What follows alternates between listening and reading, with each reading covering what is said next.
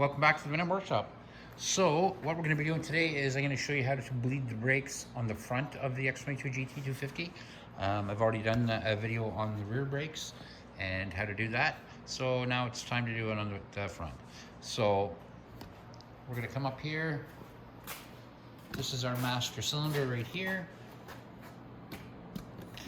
Now when you do this, you're going to obviously need a little bit of help because you can't take care of all the calipers probably at the same time, because you want to make sure that you get the air out of both sides, the front and the back.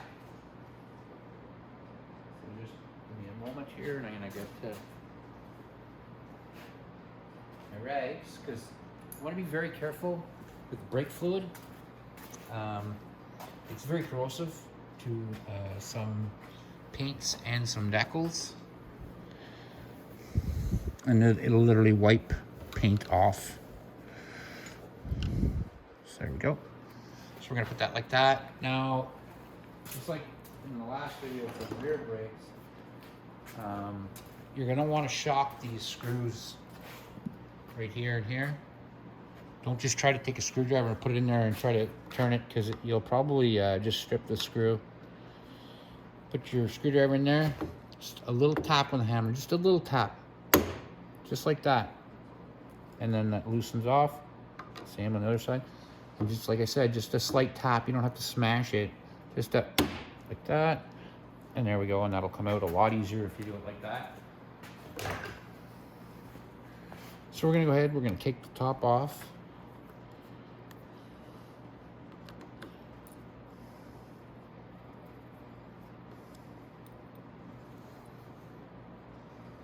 And you'll notice on this cap too, it says it takes .3 or 4 brake fluid. So either one will work in it. And make sure you grab, there's a plastic and then a rubber ring. Sometimes it comes off together, sometimes it comes off apart. Doesn't matter. This is what you're looking for. And then just set this off to the side with the 2 screws so you don't lose it. Now it's the fun. So what you would do is fill this up before you start. If it's empty, you're going to want to fill it up. This one's completely full because it's fully pressurized, but I'm going to still show you. And if you notice, see, when I pump this, see how it jumps there a little bit? That's the pressure coming back through the system. So I know that there's no air. Now, if you pump that and you see bubbles coming up, it's a good thing.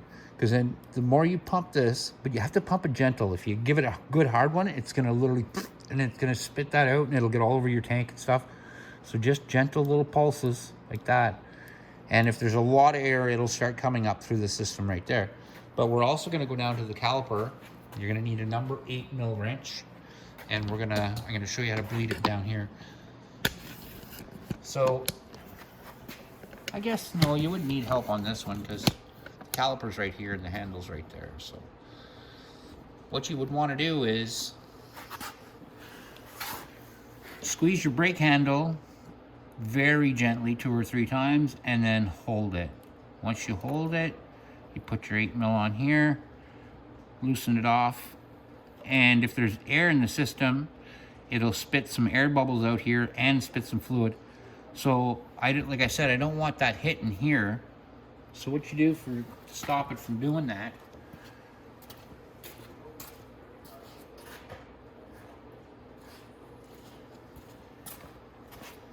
get yourself a little fuel line like this. Like I said, you can buy this on Amazon. It's just like ATV fuel line. It's nothing special. So what you want to do is you want to slip it on here, just like that, and then slip the end of this into a bottle of brake fluid. And like I said, it can be .3 or .4, but that'll stop the mess. So while you're holding your brake handle, just like this, that's when you loosen this. and it's going to spit all the air out that that's in the system, and you're going to repeat that process probably 2 or 3 times. Now before you let go of that handle at the top, make sure this is tight. So loosen this, let all the pressure out, and then tighten it really fast like that. And that will slowly work all the air out of this system and through here and into the jar. Now do one side at a time, nice and slow. Go ahead, do this side, then loop over and do the other side. And once you've got pressure in this one here, and then like I said, we'll take this off, put that on there, and then we would go over and we would do the exact same thing on this side, but not with this. You're not going to be grabbing this handle, that's for the rear brake. So you would do the same thing, pop that off, put your hose on there, put pressure on your handle again, and then just loosen this off, and then tighten it back up, let go of your handle, and then refill. So what you want to make sure is when you're doing this, that your brake fluid level doesn't get low. You want to make sure that you keep putting brake fluid into the master cylinder. You'll notice even though I let the pressure off, it's still full because it didn't have any air at all in that system. The system is fully charged. And that, guys, is how you put pressure back in. Now, one of the things I like to do is, it's slow and tedious, but if you sit here and you pump like this and keep doing it nice and slow, you will work all the air bubbles from the top out. It'll just keep bringing the air to the top. You just have to do it nice and slow like that. And it'll keep, you'll see a bunch of bubbles keep going, bloop, bloop, bloop, and it'll stop. It'll get slower and slower. And the slower and slower it gets, the more pressure you'll feel in your handle. And you'll like that. It'll make it feel a lot better. So that's it, guys. We're gonna just put the cap back on.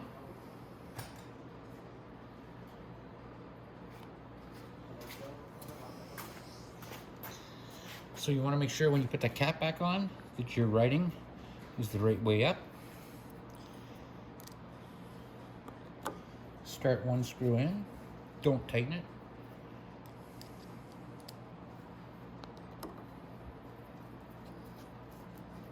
Now you can tighten that one down, tighten that one down, just make sure that they're tight. That's it.